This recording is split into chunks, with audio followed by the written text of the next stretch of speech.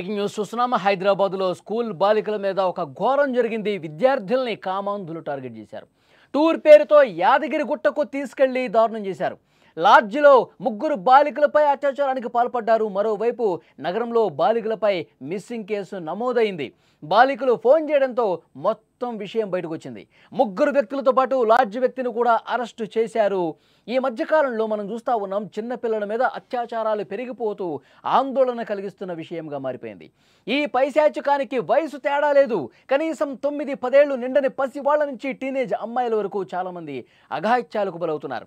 తల్లిదండ్రులు ఎంత జాగ్రత్త ఉన్నా మృగాళ్ల రూపంలో తిరుగుతున్న కొందరు కామాంధులు అమాయక బాలికల్ని టార్గెట్ చేస్తూ ఉన్నారు.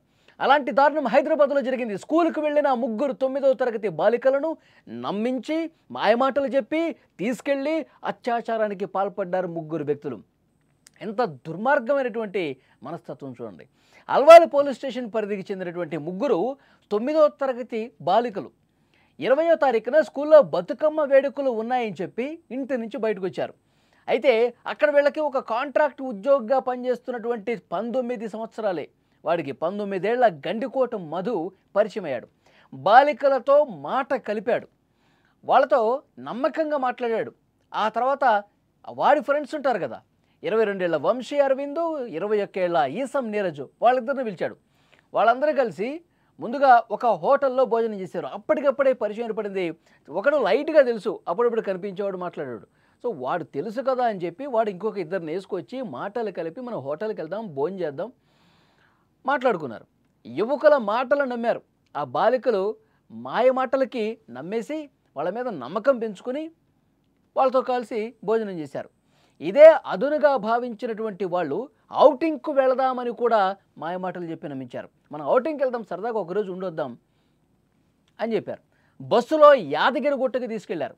అక్కడికి చేరుకున్న తర్వాత ఒక లాడ్జ్లో 3 వేరు రూములు తీసుకున్నారు. ఇక్కడైనా వాళ్ళ ఆలోచన విధానం అర్థమై ఉండాలి. ఇక్కడైనా వాళ్ళు ఔటింగ్కి వచ్చాము, టూర్కి వచ్చాము, బయట యాదగిరిగుట్ట టెంపుల్కి వెళ్తామా, ఇది లేదు. ఒక లాడ్జ్కి తీసుకెళ్లారు, 3 రూములు మాట్లాడుకున్నారు, ఆ రూముల్లో ఉన్నారు. ఎంత దుర్మార్గమైనటువంటి ఆలోచన మనస్తత్వంతో వాళ్ళు బిహేవ్ చేశారు. ఆ గదుల్లోనే ముగ్గురు బాలికల మీద నిందితులు అత్యాచారానికి పాల్పడ్డారు. ఈ విషయం లేటుగా తెలిసింది. 20వ తేదీన బాలికలు బడికి రాకపోవడంతో టీచర్ వెంటనే పేరెంట్స్కి ఫోన్ చేసి చెప్పారు. పిల్లలు స్కూల్కి రాలేదు అని చెప్పి తల్లిదండ్రులకు తెలిసింది, ఆందోళనకు గురయ్యారు. ఫ్రెండ్స్ ఇళ్లలో ప్రతి ఒక్క చోట వెతికారు, ఎంక్వైరీ చేశారు, కానీ నో యూజ్. వాళ్ళు ఇక్కడ ఉంటే కదా, వాళ్ళు యాదగిరిగుట్టలో ఉన్నారు. తప్పనిసరి పరిస్థితుల్లో అల్వాల్ పోలీసులకు ఫిర్యాదు చేశారు. అదృశ్యం అయినట్టు మిస్సింగ్ కేసు నమోదు చేసిన పోలీసులు దర్యాప్తు మొదలుపెట్టారు. ఇంత దుర్మార్గంగా ప్రవర్తించారు చూడండి. ఆదివారం సాయంత్రం బాలికల్ని తార్నాకు తీసుకొచ్చి వాళ్లే వదిలిపెట్టేశారు. ఓయూపీఎస్ పరిధిలో ఉండగా బాలికలే తల్లిదండ్రులకు ఫోన్ చేశారు. తాము యాదగిరిగుట్టకు వెళ్ళొచ్చామని చెప్పారు. పేరెంట్స్ గట్టిగా నిలదీయడంతో తమ మీద జరిగినటువంటి దారుణం మొత్తం కూడా వాళ్ళు ఎక్స్ప్లెయిన్ చేశారు. ఈ విషయం తెలుసుకున్న అల్వాల్ పోలీసులు బాధిత బాలికలను భరోసా కేంద్రానికి తీసుకెళ్లారు. అక్కడ వాళ్ళకి కౌన్సిలింగ్ కూడా ఇచ్చారు. ముగ్గురు బాలికలకు మెడికల్ టెస్ట్ చేయించగా అత్యాచారం జరిగినట్లు నిర్ధారణ అయింది. ఈ కేసును పోలీసులు కూడా చాలా సీరియస్గా తీసుకున్నారు. ప్రధాన నిందితుడు ఎవరైతే ఉన్నారో మధు, అతని ఫ్రెండ్ వంశీ నీరజన్ను కూడా అరెస్ట్ చేశారు. వీళ్లతో పాటు లాడ్జీలో రూములు అద్దెకు ఇచ్చినటువంటి ఆ సోమేష్ను కూడా అదుపులోకి తీసుకున్నారు. ముగ్గురు బాలికల్ని ముగ్గురు వెధవలు తీసుకొచ్చినప్పుడు ఇది లాడ్జి యజమాని ఎవరైతే ఉన్నారో వాళ్ళకి లాడ్జికి ఎవరు వస్తున్నారు, వాళ్ళు డబ్బులు కడుతున్నారా, డబ్బులు ఎంత ఇస్తున్నారు ఏంటి, దీని మీద దృష్టి ఉంటుంది తప్ప అసలు వీళ్ళు కరెక్ట్ పద్ధతిలో వచ్చారా లేదా, వీళ్ళ పెద్దవాళ్ళు ఎవరు, వీళ్ళు అసలు ఎందుకు వచ్చారు, లాడ్జిలోకి వచ్చి 3 రూములు ఎందుకు తీసుకుంటున్నారు, వాళ్ళు చిన్నపిల్లలు కదా, బాలికలు కదా, ఏజ్ ఎంత ఉంటుంది, 9వ తరగతి అంటే 12 ఏళ్ళు 11 ఏళ్ళు.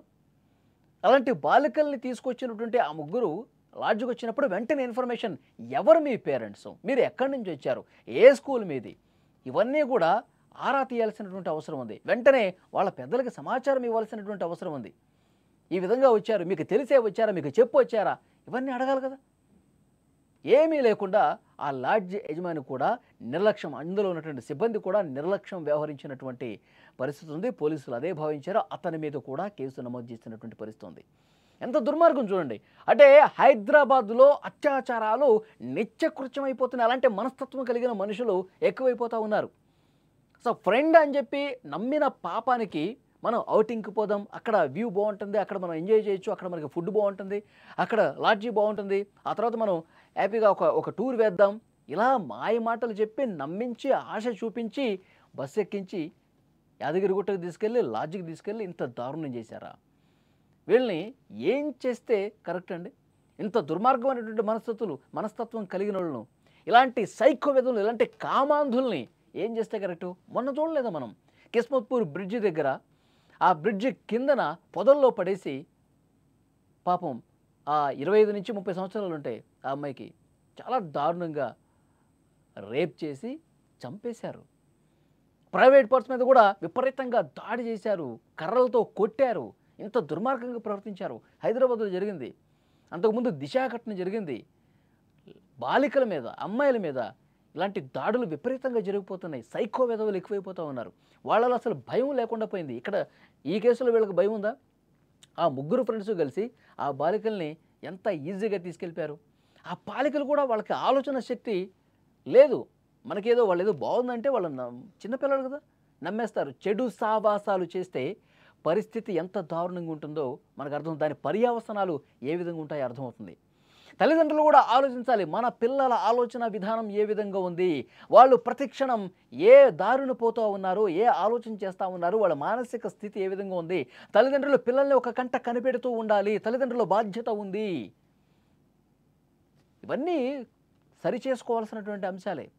ఆ పిల్లలు ఆ విధంగా మాయమాటలకి పడిపోయి వాళ్ళు అంత దూరం పాటు వాళ్ళతో ప్రయాణం చేశారంటే బాలికల ఆలోచన విధానం ఎలా ఉందో కూడా అర్థం చేసుకోవాలి. ఇది కరెక్ట్ కాదు, మనం వీళ్ళతో వెళ్ళటం కరెక్ట్ కాదు, మనం పలానా పని మీద వచ్చాం, బతుకమ్మ అని చెప్పి వచ్చాం, వీళ్ళతో పాటు యాదగిరిగుట్టకు వెళ్తున్నామంటే ఎంత దూరం వెళ్తున్నట్టు హైదరాబాద్ నుంచి, ఇది కరెక్టా అని ఒక ఆలోచన, ఆ స్పృహ ఆ బాలికలు కూడా ఉండాలి. దీన్ని తీవ్రంగా ప్రతిఘటించాలి.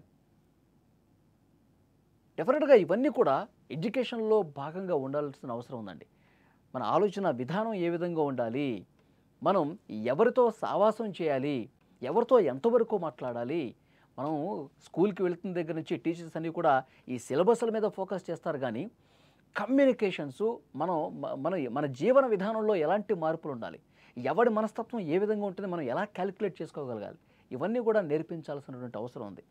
ఇలాంటి దుర్మార్గుల ఆట కట్టాల్సిన అవసరం ఉందండి. ఎందుకంటే ఈ ముగ్గురు ఎవరైతే సైకో వెధవలు ఉన్నారో, కామాంధులు ఉన్నారో, వీళ్ళు పోలీసులు అదుపులో ఉన్నారు ప్రస్తుతం.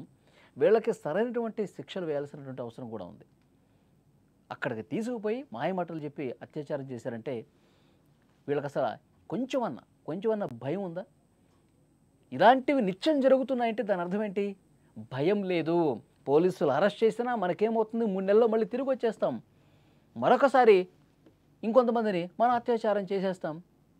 ఈ సైకో బిహేవియర్, ఇలాంటి ఆలోచన విధానం ఉంది కాబట్టే మన చట్టాలు కఠినంగా లేవు కాబట్టే, సరైనటువంటి శిక్షలు పడటం లేదు కాబట్టే భయం లేకుండా పెచ్చుమీరిపోతున్నారు. ఈ వీడియో చూస్తున్న వాళ్ళు స్పందించండి. ఈ ముగ్గురు వెధవలకి ఎలాంటి శిక్ష వేయాలి? Please comment.